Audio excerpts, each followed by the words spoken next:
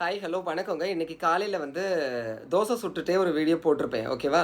அதில் வந்து லாஸ்ட்டாக சொல்லியிருப்பேன், நீங்கள் சொல்லியல நான் ஒன்றும் கேட்க மாட்டேன் அப்படின்னு சொல்லியிருப்பேன். அதில் வந்து ஒருத்தங்க பாருங்கள் எவ்வளோ திமிரு பாருங்கள். நாங்கள் சொன்னால் நீ கேட்க மாட்டியா? கேட்கவே மாட்டேன். நாங்கள் உன்னோட வீடியோ பார்க்குறதுல தான் நீ சட்டி சட்டியாக சோறு திங்குற அப்படின்னு சொல்லிட்டு.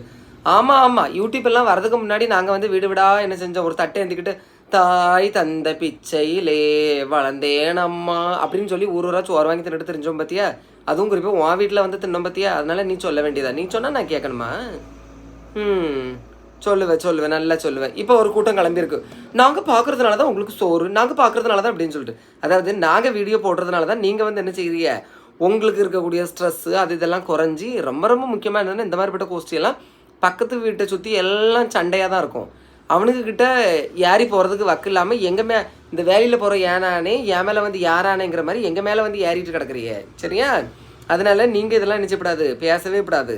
நாங்கள் வீடியோ போடுறதுனால தான் நீங்கள் நிம்மதியாக இருக்கீங்க, ஓகேவா? இப்போ நான் சொல்கிறேன், நீ கேட்டுருவியா? அது மாதிரி தான் எல்லாரும், சரியா? பிடிச்சா பாருங்கள், இல்லைனா ஸ்கிப் பண்ணுங்கள், பிளாக் பண்ணுங்கள், நிறைய ஆப்ஷன்ஸ் இருக்குது, சரியா? அதெல்லாம் நீங்கள் யூஸ் பண்ணிக்கோங்க. புரிஞ்சிருக்கோன்னு நினைக்கிறேன். பிடிச்சதா லைக் பண்ணுங்கள். தேங்க்யூ.